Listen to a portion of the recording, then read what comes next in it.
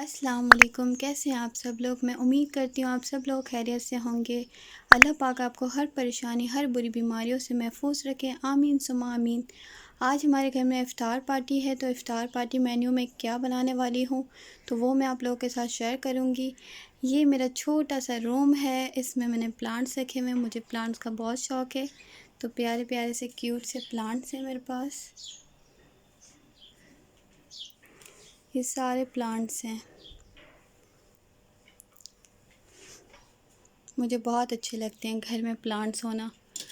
तो अगर आप लोग मेरे चैनल पे न्यू हैं तो मुझे सब्सक्राइब कर दें, मेरा चैनल लाइक भी कर दें। अगर मेरे चैनल पे आप लोग न्यू हैं तो मेरा चैनल सब्सक्राइब कर दें, वीडियोस पसंद आती हैं तो लाइक भी कर दें, दूसरों के साथ शेयर भी कर दें। तो चलें तो किचन की तरफ चलते हैं हम। आज का मेन्यू में आप लोगों के साथ बहुत मज़े का मेन्यू है, मज़ा आ जाना है आज इफ़्तार पार्टी में। तो चलें तो किचन में चलते हैं। बिस्मिल्लाहिर्रहमानिर्रहीम। मैं किचन में आ गई हूँ। तो गोभी के और मुझे आलू के पकोड़े बनाने। गोभी के पकोड़े बहुत सिंपल सी रेसिपी लेके आई हूँ, बहुत झटपट बन जाते हैं और बहुत क्रिस्पी बनते हैं। इफ़्तार में खा के तो बहुत मज़ा आ जाता है। तो यहाँ पर मैंने कीमा भी रेडी करके रख दिया था। कीमे के समोसे की रेसिपी चाहिए तो पहले से मैंने अपलोड की हुई है। यहाँ पर नॉर्मल साइज़ के 4 आलू ले ली थी, वो भी मैं गोल गोल काट लूँगी। मुझे फ्रूट चाट बनानी, तो फ्रूट चाट तो बहुत इजी होती है, बहुत जल्दी से बन जाती है। तो यहाँ पे इसलिए मैंने फ्रूट कटिंग करके रख दिया था। 2 टेबल स्पून मैंने इसके अंदर लेमन जूस का डाला था, 2 टेबल स्पून चाट का मसाला डाला था, 2 टेबल स्पून शुगर का डाला था मैंने, और मैंने मिक्स करके ठंडा चाट मैंने फ्रिज में रखी ठंडा होने के लिए। तो जो गोभी हमने काट कर रखी थी, फूल गोभी ले लिए। तो इसमें क्या मसाले मैं ऐड करती हूँ तो वो मसाले मैं आप लोगों को बताती हूँ। गोभी के पकोड़े बड़े शानदार मज़े के बनते हैं, तो आप लोगों ने ज़रूर ट्राई करना है। हाफ़ टी स्पून मैंने ज़ीरा पाउडर लिया है, 1 टीस्पून कुटी हुई लाल मिर्ची का लिया है, 1 टीस्पून मैंने इसके अंदर चाट का मसाला लिया है, हाफ़ टी स्पून मैंने नमक का लिया है, हाफ़ टेबल स्पून मैंने इसके अंदर पानी का डालूँगी। और मैंने अच्छी तरीके से मसाले गोभी के अंदर मिक्स कर लिए थे। तो ये मैं आधे घंटे के लिए मसाले मिक्स करके रख दूँगी, क्यों तो इसे मैं ढक कर रख दूँगी। आधे घंटे के बाद मैं डीप फ्राई करूँगी। यहाँ पर मैंने 1 प्याली बेसन ली थी, 2 टेबल स्पून चाट का मसाला डाला था, 2 टेबल स्पून लेमन जूस का डाला था, हाफ़ टी स्पून मैंने इसके अंदर बेकिंग सोडा डाला था, हाफ़ टी स्पून नमक डाला था, और मैंने हाफ़ कप इसके अंदर पानी का डाल के मिक्स कर लिया था। तो इतना ज़्यादा पतला नहीं रखा था, थिक सा मैंने पेस्ट रखा था इसका, क्योंकि हमने आलू भी इसी में ही फ्राई करने हैं, गोभी के पकोड़े भी इसी में फ्राई करेंगे। तो चलें तो इसे भी साइड पर रख देते हैं। पर जेली बना रही हूँ, तो जेली तो सबको ही आती है, बहुत आसान है। असल में मुझे वीडियो बनानी थी इफ़्तार पार्टी की, तो इसलिए इफ़्तार पार्टी मेन्यू मुझे पूरा आप लोगों के साथ शेयर करना था, तो इसलिए मैं सारा वीडियो आपके साथ शेयर कर रही हूँ। तो यहाँ पर मैंने ये वाली जेली ले ली थी और मैंने 1 गिलास पानी का डाल दिया था। तो एक बॉयल आता है पानी के अंदर, तो मैं जेली का पैकेट डाल दूँगी। अच्छा, मुझे ना जेली 2 कलर जेली के ले तो लिए थे, पर मुझे सेम ही कलर हो गया था। ऑरेंज और रेड दोनों सेम सेम लग रहे थे, तो एक ही कलर लग रहा था, रेड कलर। और बच्चे आ रहे थे इफ़्तार पार्टी पे, तो बच्चे जब कलरफुल चीज़ें देखते हैं तो फ़ौरन से खाना शुरू हो जाते हैं। और जेली तो बहुत मज़े की लगती है बच्चों को, पर उनको कलर भी चाहिए होते हैं, अलग अलग कलर की जेली चाहिए होती है ना, तो इसलिए। यहाँ पर हमारी जेली बन गई थी, तो अब मैं बाउल के अंदर निकाल लूँगी। तो अच्छे से बॉयलिंग हो गई है, तो अब मैं बाउल में निकाल के और मैं ठंडा होने के लिए फ़्रिज में रखूँगी 15 मिनट्स तक। तो अब मैं दूसरी लेयर इसके ऊपर लगाती हूँ। दूसरी लेयर लगा के मैं फ़्रिज के अंदर ठंडा होने के लिए रख दूँगी। जब ठंडा हो जाएगा तो फिर मैं इफ़्तार में जब 5 मिनट्स रह जाएंगे तो फिर मैं निकालूँगी फ्रिज से। दूसरा भी मैं जेली इसी तरीके से रेडी कर लूँगी। 1 गिलास पानी का डालूँगी, थोड़ा बॉयल होगा पानी, और फिर मैं जेली का पैकेट डाल दूँगी। तो यहाँ पर मैंने बनाना स्ट्रॉबेरी का फ्लेवर लिया था एक, और एक मैंने ऑरेंज का लिया था। तो ये भी अब मैं इसके अंदर डाल दूँगी। पानी हमारा बॉयल हो गया है, जेली रेडी हो गई थी, मैंने फ्रिज में अब हमारा तेल अच्छी तरीके से गर्म हो गया है। तो अब हम गोभी के पकोड़े बेसन के अंदर डिप करेंगे और सारे पकोड़े मैं तेल के अंदर डाल दूँगी। चूल्हा मैंने मीडियम लो पर रखा है। मैंने एक गोभी का पीस लिया, अंदर डिप हो गया है तो हमने ऑयल के अंदर डाल देना है। इस तरीके से सारे गोभी के पकोड़े डाल देंगे हम इसके अंदर। अब एक साइड से पक गया तो अब पलटा के देखती हूँ मैं। तो हमें मीडियम लो पर पकाना है, क्योंकि हम अगर हाई फ्लेम पे पका लेते हैं तो हमारे अंदर से नहीं पके होते, बाहर से तो अच्छे से लाल हो जाते हैं पर अंदर अंदर से कच्चे कच्चे रह जाते हैं। तो ये सारे पकोड़े लाल हो गए थे तो मैंने निकाल लिए थे प्लेट के अंदर। तो चलें तो मैं सारे पकोड़े प्लेट के अंदर निकाल लेती हूँ।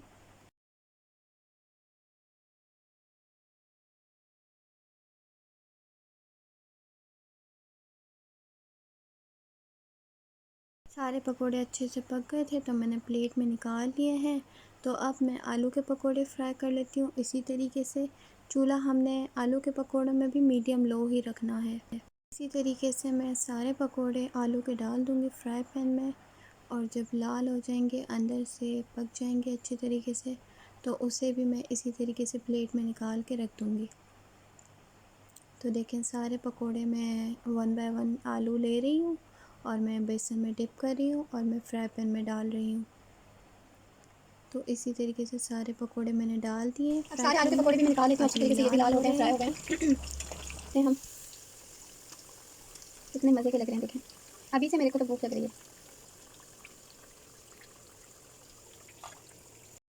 बच्चों को तो पसंद होते हैं आलू के पकोड़े, बड़ों को भी बहुत पसंद होते हैं, और बच्चों की तो फेवरेट डिश ही आलू के पकोड़े होते हैं।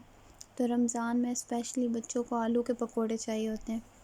तो इसके साथ मैंने 4 किस्म की चटनियाँ भी बना के रख दी हैं, तो वो भी मेरे चैनल पे अपलोड हैं, तो आप लोग जाएं और देखें। बहुत आसान सी चटनियों की रेसिपी है मज़े की। तो साथ में मैं चटनियाँ भी रख दूँगी इसके। तो यहाँ पर पकोड़े फ्राई हो गए हैं आलू के और गोभी के। तो स्वीट डिश की तरफ चलते हैं। पर मैं स्वीट डिश बना रही, तो स्वीट डिश के लिए मुझे क्या इंग्रेडिएंट्स चाहिए। 2 अदद केले लिए हैं, 1 अदद आम लिया है, 1 अदद सेब लिया है, हाफ़ अनार ले लिया है मैंने, 2 अदद कीवी लिए, थोड़े से अंगूर लिए। तो चलें तो ये सब चीज़ कटिंग करके मैं वापस आती हूँ। तो देखिए मैं फ़्रूट कटिंग करके वापस आ गई हूँ। तो सारा फ्रूट मैंने काट लिया है। तो चलें तो नेक्स्ट स्टेप की तरफ चलते हैं। नेक्स्ट स्टेप हमारा क्या है। स्टेप हमारा ये है कि 2 टेबल स्पून मुझे जेलेटिन पाउडर लेना है, 2 टेबल स्पून इसके अंदर वाटर का डालना है, और मैंने एक फ्राई पैन लेनी है। 2-3 मिनट्स मुझे पकाने हैं बस। ये रहा मिक्सचर जो हमने gelatin powder and 2 tablespoon water डाला था इसके अंदर। 2-3 मिनट्स तक मैंने लो फ्लेम पे पका लिया था इसे। तो चलें तो अब नेक्स्ट स्टेप की तरफ चलते हैं। नेक्स्ट स्टेप हमारा ये है कि हमें 300 ग्राम कंडेंस मिल्क चाहिए और 300 ग्राम मुझे क्रीम चीज़ चाहिए, और एक मुझे जूसर चाहिए। तो जूसर के अंदर मुझे क्रीम, पहले मुझे कंडेंस मिल्क डालना है इसके अंदर, फिर मैं इसके अंदर डालूँगी क्रीम चीज़। तो पक्की मैंने क्रीम चीज़ ले ली है, तो आप किसी भी कंपनी की ले सकते हैं। तो अब मैं जूसर के अंदर क्रीम चीज़ डालूँगी। मैंने जूसर के अंदर क्रीम चीज़ भी डाल दी है। तो अब लास्ट बारी आती है कि जो जेलेटिन पाउडर का मिक्सचर बना के रखा था तो वो डाल देती हूँ इसके अंदर, और फिर मुझे जूसर चलाना है। तो मैंने जेलेटिन पाउडर का मिक्सचर जो बनाया था वो भी डाल दिया। तो अब ग्राइंडर चला देते हैं।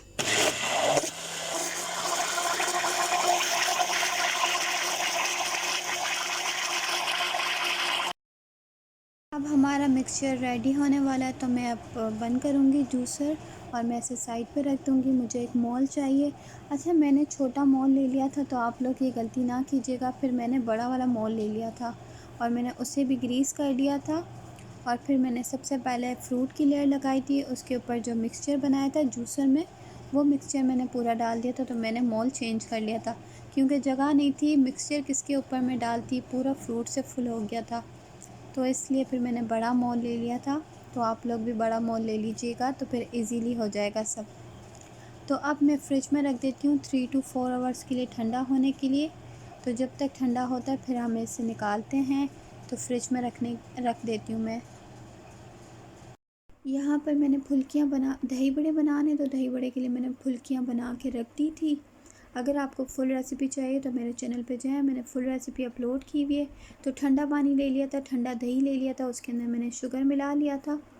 तो शुगर मिला के मैंने फ़्रिज में रख दिया था। तो अब मैंने फ़्रिज से भी निकाल दिया और मैंने हाथ धो लिए थे अच्छी तरीके से। और अब मुझे फुल्कियाँ निकालनी है पानी के अंदर से, सारा पानी निचोड़ के हमने दही के अंदर डाल देनी है। तो सारी फुल्कियाँ इस तरीके से मैं दही के अंदर डाल दूँगी। अच्छा, हम लास्ट में दही, सिर्फ हमने शुगर मिलाई और कुछ भी नहीं मिलाया दही के अंदर। तो लास्ट में मैं मसाला, चाट का मसाला डालूँगी और कुछ भी नहीं, बस हमें दही के अंदर शुगर डाली और चाट का मसाला लास्ट में डालेंगे। अच्छा, आप लोग दही बड़े घर में ही बनाया करें, बाहर से नहीं मंगाया करें। पूरे दिन का रोज़ा होता है और फिर बाहर के दही बड़े खा के हमारा पेट ख़राब हो जाता है। कोशिश किया करें, थोड़ी मेहनत किया करें, घर में ही बनाया करें दही बड़े। तो चलें, तो ये भी मैं फ़्रिज के अंदर रख देती हूँ थोड़ी देर के लिए। स्वीट डिश भी रेडी हो गई थी, तो ठंडा हो गया था, तो वो भी मैंने निकाल लिया था। मुझे वीडियो बनानी थी तो उसके लिए मैं, इतना ठंडा नहीं हुआ था, 2 आवर्स ही हुए थे अभी, क्योंकि हम फिर रोज़े के बाद ही सर्व करूँगी मैं।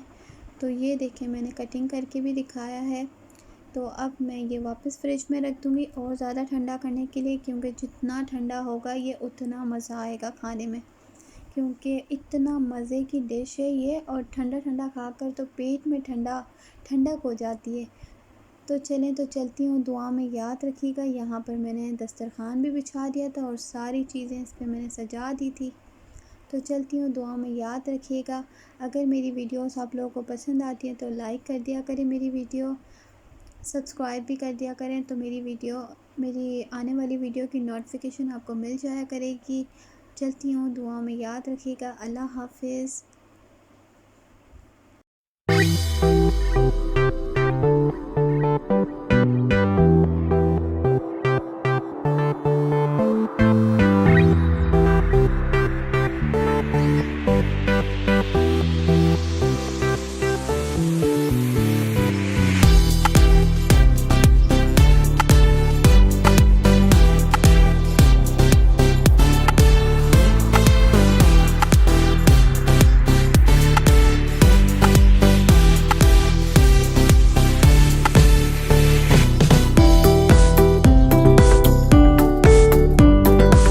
जाली भी ठंडी हो गई थी तो मैंने फ्रिज से निकाल ली थी। तो अब मैं कटिंग कर रही हूँ।